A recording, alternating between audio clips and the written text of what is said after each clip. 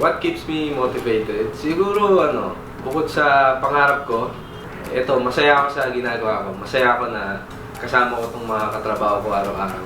What keeps me motivated? Siguro ito yung mga pangarap ko sa buhay. Tsaka syempre yung mga taong naniniwala sa akin.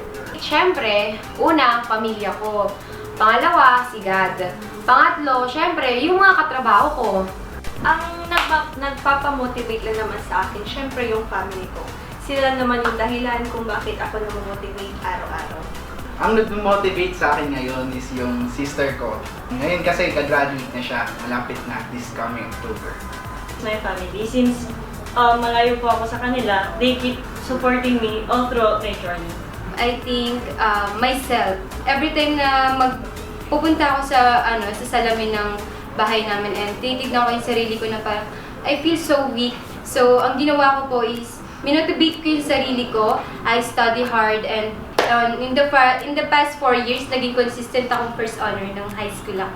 For me, my family, kasi for the 4 years na nag-aral ako ng college, naging independent ako. Ako lang yung nandito sa Manila, and naging varsity ako while I'm studying. So, ngayon na nagtatrabaho na ako, family ko pa rin yung nagiging motivation ko para bumangon araw-araw. Kasi lahat ng ginagawa ko, para sa kanila lahat yun. And it's payback time. Kaya family yung naging motivation ko.